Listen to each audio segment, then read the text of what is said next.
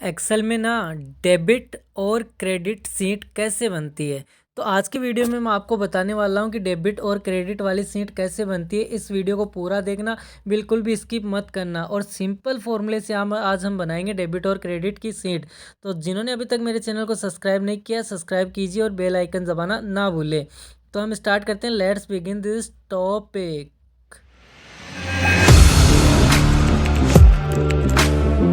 Audio Jungle.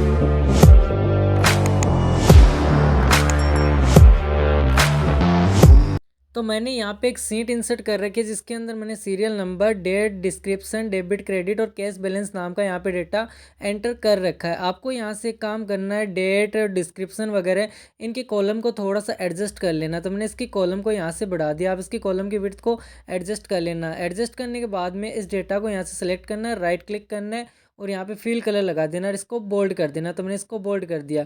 Bold करने के बाद उतना डेटा सेलेक्ट कर लेना जितना डेटा आपको यहाँ पे निकालना, आपको चाहे 1 मंथ का निकालना हो तो उतनी सीट यहाँ पे सेलेक्ट कर लेना। फिर राइट क्लिक करके यहाँ पे इसको ऑल बॉर्डर कर देना। तो मैंने राइट क्लिक करके इसको ऑल बॉर्डर कर दिया। ऑल बॉर्डर करने के बाद में आपको डिस्क्रिप्शन के अंदर वो डालना है, जैसे आपको अगर मंथ का बैलेंस निकालना कि अगर आप यहाँ पे निकालना चाहो पिछले मंथ का अपने पास कितना बैलेंस है उसके अकॉर्डिंग निकालना चाहो तो उसके अकॉर्डिंग निकाल सकते हो। अगर पिछले साल के बैलेंस के अकॉर्डिंग निकालना चाहो कि मेरे को पिछले साल में इतना बैलेंस बचा है उसके अकॉर्डिंग निकालना है, तो वो आपको यहाँ पे डिस्क्रिप्शन में डाल देना है। तो मैं यहाँ पे निकालूंगा प्रीवियस ईयर बैलेंस। तो यानी मैं पिछले साल के बैलेंस से निकालूंगा कि मेरे पास पिछले साल में 50,000 रुपये बचे थे। तो मैं यहाँ पे एंटर कर देता हूँ 50,000 रुपये। तो मैंने यहाँ पे एंटर कर दिए। एंटर करने के बाद में यहाँ पे कैश बैलेंस में आना है, इस कॉलम की थोड़ी सी विड्थ यहाँ से बढ़ा लेना है। बढ़ाने के बाद में यहाँ पे इक्वल साइन लगाना है, डेबिट वाली सेल का एड्रेस देके एंटर प्रेस कर देना है। जैसे एंटर प्रेस करोगे तो यहाँ पे देखो 50,000 रुपये लिखे हुए आ जाएंगे। यानी पिछले साल मेरे पास कितना बैलेंस पड़ा था वो यहाँ पे आ जाएगा। मेरे पास पिछले साल 50,000 रुपये बचे थे। अब मैं यहाँ पे एंट्रियाँ करने के लिए तैयार हूँ कि मेरे को यहाँ पे एंट्रियाँ करनी है। यानी प्रीवियस ईयर का बैलेंस मेरे पास 50,000 रुपये है। इसके बाद इस साल पे मैं क्या क्या खर्चे करूँगा, क्या क्या चीज़ें करूँगा, तो वो यहाँ पे मैं एंटर करूँगा कि मेरे पास पैसे आए या नहीं आए। तो यहाँ पे मैं एक एंट्री करता हूँ। तो मैंने यहाँ पे एंटर कर दिया सीरियल नंबर 1। यहाँ पे सीरियल नंबर 1 एंटर कर दिया। एंटर करने के बाद में यहाँ पे 1/1/2022 डेट एंटर कर देता हूँ और यहाँ पे मैं एंटर कर देता हूँ हाउस रेंट। जैसे मैंने हाउस रेंट पे किया है तो मैं यहाँ पे हाउस रेंट की एंट्री कर रहा हूँ। तो मैंने यहाँ पे लिख दिया हाउस रेंट। हाउस रेंट लिखने के बाद जैसे मान लेते हैं मैंने 5,000 रुपये, 10,000 रुपये जितने भी हैं मैंने यहाँ पे एंटर कर दिए कि मैंने 5,000 रुपये का हाउस रेंट पे किया है। यानी क्रेडिट में मैंने पे कर दिया। मैं कुछ एंट्रियाँ कर देता हूँ। तो मैंने यहाँ पे एंट्रियाँ कर दी है। करने के बाद अब आपको करना क्या है कि यहाँ पे आपको एंट्रियाँ करने के बाद में कैश बैलेंस के अंदर आपको ये बैलेंस लेके आना है कि आपने क्रेडिट किया है, डेबिट किया है, तो ऑटोमेटिक निकल के आ जाए।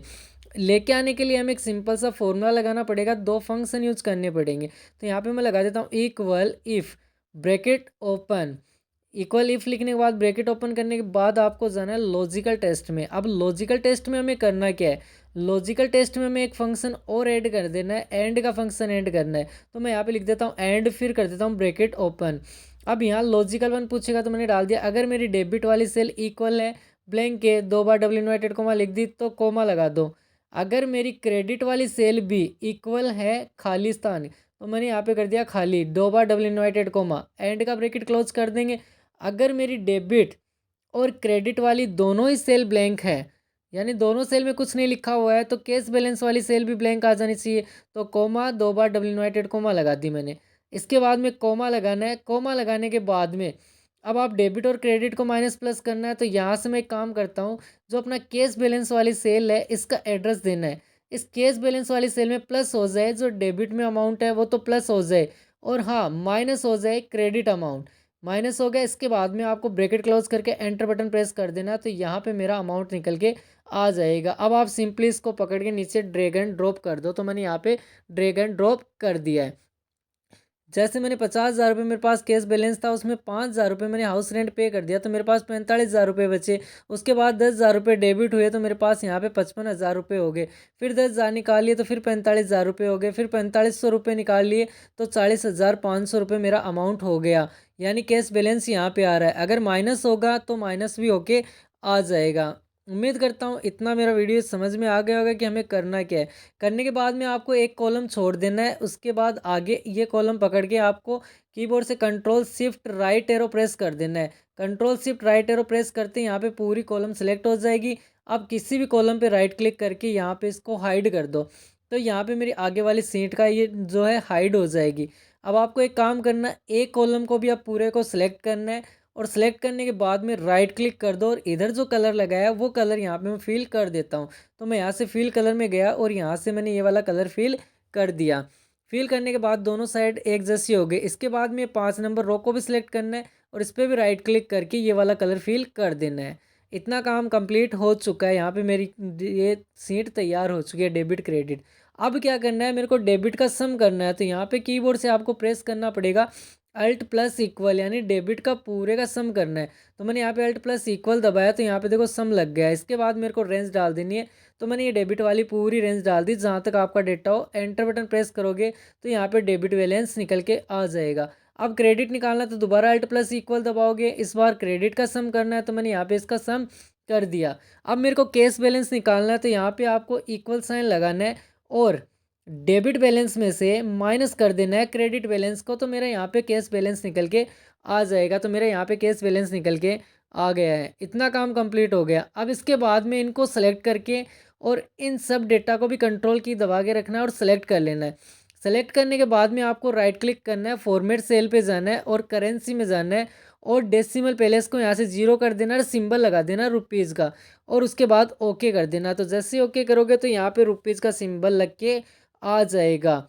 इसके बाद में कोई नई एंट्री करोगे तो यहाँ पे डेटा आ जाएगा। अब आपको व्यू टैब पे जाना है, ये ग्रिड लाइन यहाँ से हटा देनी है। तो मैंने यहाँ से पूरी सीट की ग्रिड लाइन हटा दी है व्यू टैब पे जाके।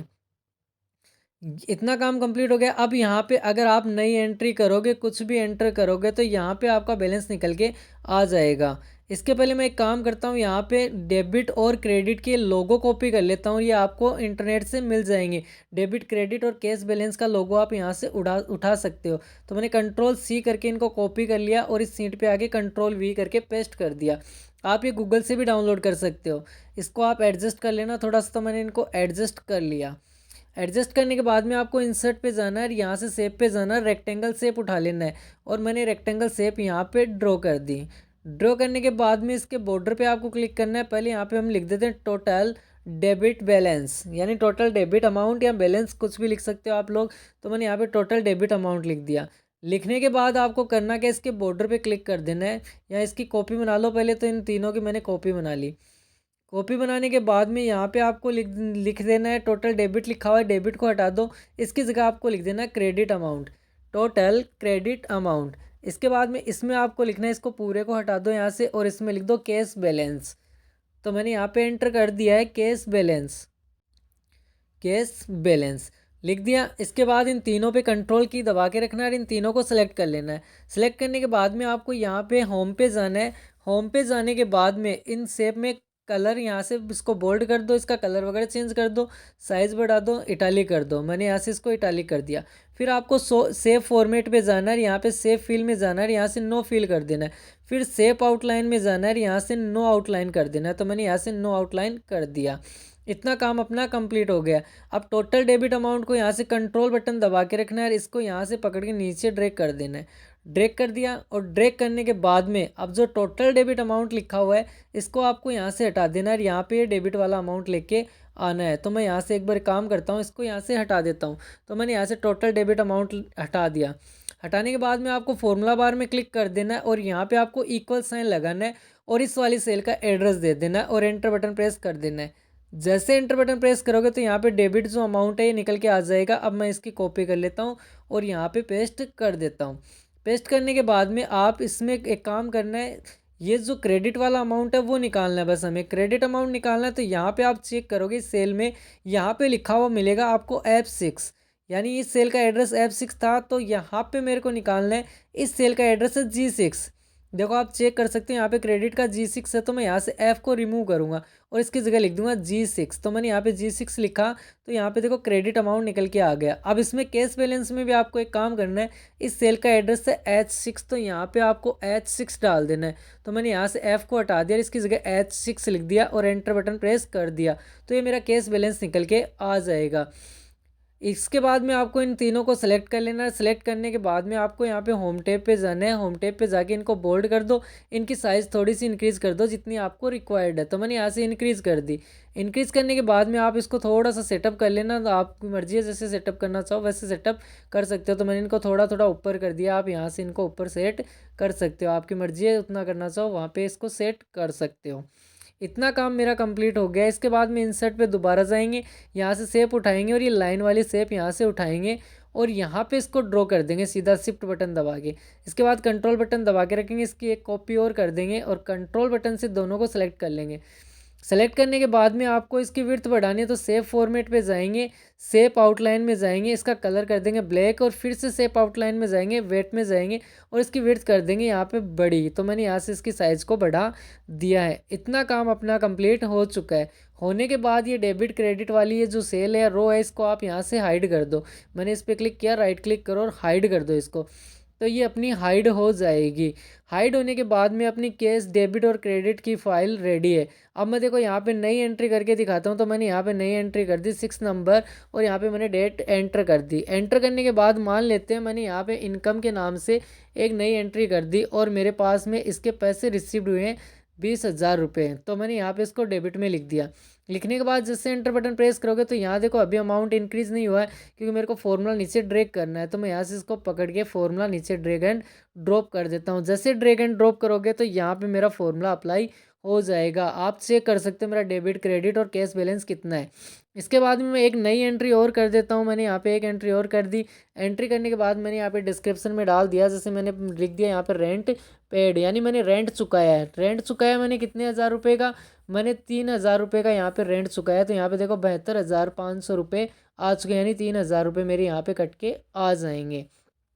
तो उम्मीद करता हूँ दोस्तों मेरा ये वीडियो आपको पसंद आ रहा होगा। तो वीडियो को देखना, लास्ट तक देखना, और जिन्होंने अभी तक मेरे चैनल को सब्सक्राइब नहीं किया वो सब्सक्राइब करना, लाइक करना, शेयर करना और हाँ बेल आइकन दबाना ना भूलना, ताकि सबसे पहले मेरे वीडियो के नोटिफिकेशन आपके पास आ जाए। और पुराने वीडियो आपकी लिंक आपको डिस्क्रिप्शन में मिल जाएगी, वहाँ जाके आप चेक कर सकते हो।